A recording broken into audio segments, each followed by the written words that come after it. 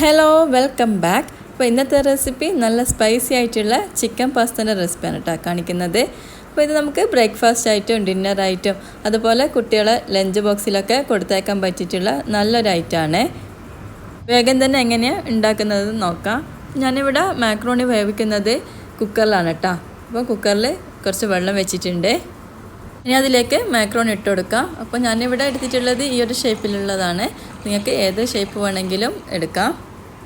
300 gram മാക്രോണിയാണ് ഞാൻ എടുത്തിട്ടുള്ളത്. അതിലേക്ക് 1 ടേബിൾ സ്പൂൺ ഓയിൽ ഒഴിച്ച് കൊടുക്കാം. പിന്നെ ആവശ്യത്തിനുള്ള ഉപ്പും കൂടി ഇട്ട് കൊടുക്കുന്നുണ്ട്. എല്ലാം കൂടി ഒന്ന് മിക്സ് ആക്കിയിട്ട് എടുക്കാം. ഇനി കുക്കറിൻ്റെ ലിഡിട്ടിട്ട് നമുക്ക് ഒരു വിസിൽ വരുന്നത് വരെ വെയിറ്റ് ചെയ്യാം.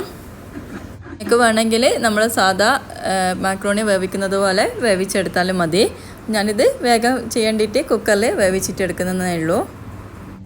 അടുത്തതായിട്ട് ചിക്കനൊന്ന് റെഡിയാക്കിയിട്ട് എടുക്കാം. കഴുകി വൃത്തിയാക്കി വെച്ചിട്ടുള്ള 500 ഗ്രാം ചിക്കൻ ഉണ്ട്. എല്ലോട് കൂടിയിട്ടുള്ള പീസാണ് കേട്ടോ. അതിലേക്ക് 2 ടീസ്പൂണ് മുളക് പൊടി ചേർത്ത് കൊടുക്കാം.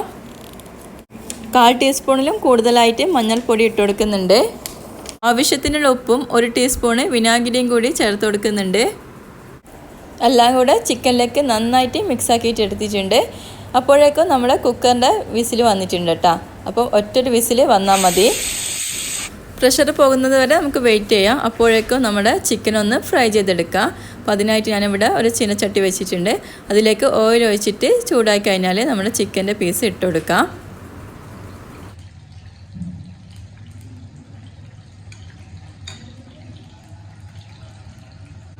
ഞാനിവിടെ 2 ബാച്ചാക്കിയിട്ടാണ് ചിക്കൻ പൊരിച്ചെടുക്കുന്നത്.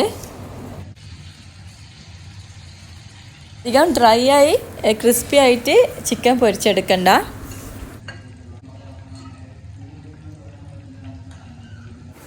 ചിക്കൻ ഫുള്ളായിട്ടും ഫ്രൈ ചെയ്തെടുക്കുന്നുണ്ട്.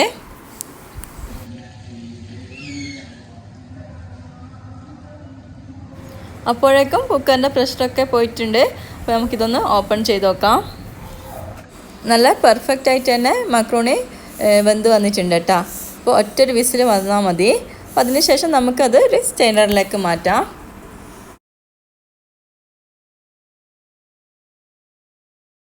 മുഴുവനായിട്ടും ഞാൻ വേവിച്ചിട്ടുള്ള മാക്രോണി സ്റ്റെയിനറിലേക്ക് മാറ്റിയിട്ടുണ്ട്. അപ്പോൾ ഇതേപോലെ ഇങ്ങനെ ഓരോരോ ആയിട്ട് തന്നെ കിട്ടിയിട്ടുണ്ട് കേട്ടോ. ഒട്ടിപ്പിടിച്ചിട്ടൊന്നുമില്ല. ഇനിയിപ്പോൾ നിങ്ങൾ ഉണ്ടാക്കുമ്പോൾ ഇങ്ങനെ ഒട്ടിപ്പിടിച്ചതുപോലെ ഉണ്ടെങ്കിൽ കുറച്ച് നോർമൽ വെള്ളം ഒഴിച്ചു കൊടുത്താൽ മതി കേട്ടോ സ്റ്റെന്നറിലേക്ക്. അപ്പോൾ ഇതിനായിട്ട് ഇങ്ങനെ ഒന്ന് ഷേക്ക് ചെയ്തെടുത്താൽ മതി. ചിക്കനും റെഡിയായി, മാക്രോണിയും റെഡിയായി. ഇനി നമുക്കിതൊന്ന് മസാല ആക്കിയിട്ട് എടുക്കാം. അതിനായിട്ട് നോൺ സ്റ്റിക്കിൻ്റെ ഒരു പാത്രം എടുത്തിട്ടുണ്ട്. ചൂടായതിന് ശേഷം അതിലേക്ക് നമ്മൾ ഫ്രൈ ചെയ്ത് വെച്ചിട്ടുള്ള ഓയിലില്ലേ അത് ഒഴിച്ചു കൊടുക്കാം. ഇനി അതിലേക്ക് ഞാൻ 3 വലിയ സവാള നീളത്തിലരിഞ്ഞത് ഇട്ട് കൊടുക്കുന്നുണ്ട്.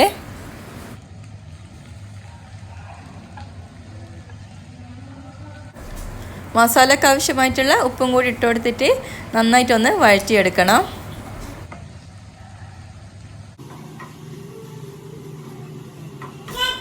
ഒന്ന് അടച്ചു വെച്ചിട്ട് നമുക്ക് വെയിറ്റ് ചെയ്യാം. അപ്പം സവാള നന്നായിട്ട് വഴന്ന് വരണം കേട്ടോ. എന്നാലാണ് മക്രോണി നല്ല ടേസ്റ്റ് ഉണ്ടാവുള്ളൂ. അപ്പോൾ ഇടയ്ക്കിടയ്ക്കായിട്ട് ഇങ്ങനെ ഇളക്കി കൊടുക്കാം.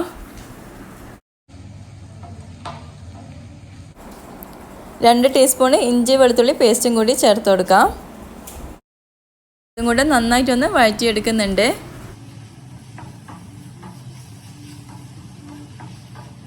ഇങ്ങനെ അടച്ച് വെച്ചിട്ട് ഇടയ്ക്കിടയ്ക്കായിട്ടൊന്ന് ഇളക്കി കൊടുക്കണം കേട്ടോ. അപ്പോൾ സവാള നല്ല രീതിയിൽ വഴന്ന് വന്നാൽ നമുക്കതിലേക്ക് തക്കാളി ചേർത്ത് കൊടുക്കാം. 2 പച്ചമുളകും 2 അത്യാവശ്യം വലുപ്പമുള്ള തക്കാളിയും ഇങ്ങനെ നീളത്തിലരിഞ്ഞത് ചേർത്ത് കൊടുക്കുന്നുണ്ട്. തക്കാളി അത്യാവശ്യം വലുപ്പം ഉണ്ടായിരുന്നു. അപ്പം ചെറിയ തക്കാളി ആണെങ്കിൽ 3-4 തക്കാളി വരെ എടുക്കാം. കുറച്ചൊരു പുളിയുടെ ഒരു ടേസ്റ്റ് ഉണ്ടെങ്കിൽ മക്രോണി നല്ല ടേസ്റ്റ് ഉണ്ടാവും കേട്ടോ. അപ്പോൾ അതിനനുസരിച്ചിട്ടുള്ള തക്കാളി നിങ്ങൾ എടുക്കുക. തക്കാളി നന്നായിട്ട് സോഫ്റ്റ് ആകുന്നത് വരെ ഇങ്ങനെ അടച്ചു വെച്ചിട്ട് ഇടയ്ക്കിടയ്ക്കായിട്ട് ഇളക്കി കൊടുത്തിട്ട് വഴറ്റിയെടുക്കാം. ഉള്ളിയും തക്കാളിയൊക്കെ നന്നായിട്ട് വഴന്നു വന്നാൽ നമുക്ക് മസാലപ്പൊടികൾ ചേർത്ത് കൊടുക്കാം. 1/4 ടീസ്പൂണ് മുളക് പൊടിയും 1/4 ടീസ്പൂണ് മഞ്ഞൾപ്പൊടിയും 1/4 ടീസ്പൂണിലും കുറച്ച് കൂടുതലായിട്ട് ഗരം മസാലയും ചേർത്ത് കൊടുക്കുന്നുണ്ട്. ഇതിൻ്റെയൊക്കെ പച്ചമണം മാറുന്നത് വരെ നന്നായിട്ടൊന്ന് വഴറ്റിയെടുക്കണം. ഈ ഒരു മക്രോണി റെസിപ്പി അധികം പേർക്കും അറിയുന്നതായിരിക്കും. അറിയാത്തവരുണ്ടെങ്കിൽ ഒന്ന് ട്രൈ ചെയ്ത് നോക്കാം. മസാലേൻ്റെ പച്ചമണമൊക്കെ മാറിക്കഴിഞ്ഞാൽ നമുക്കതിലേക്ക് ഫ്രൈ ചെയ്ത് വെച്ചിട്ടുള്ള ചിക്കൻ ഇട്ട് കൊടുക്കാം. ചിക്കനും മസാലയും കൂടിയിട്ട് നന്നായിട്ടൊന്ന് മിക്സ് ചെയ്തെടുക്കാം.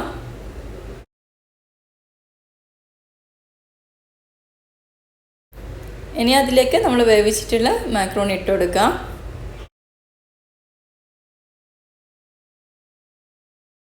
കുറച്ച് മാക്രോണി ഇട്ടതിന് ശേഷം ഒന്ന് മിക്സാക്കി കൊടുക്കുന്നുണ്ട്.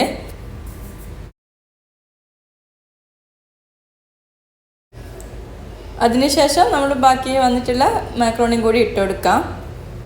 വേവിച്ചിട്ടുള്ള എല്ലാ മാക്രോണിയും ഒരുമിച്ചിട്ട് ഇട്ട് കൊടുത്താൽ ചിലപ്പോൾ മസാല കുറവോ മാക്രോണി കൂടുതലായിട്ടുണ്ടാവും, അപ്പോൾ ടേസ്റ്റ് ഉണ്ടാവില്ല.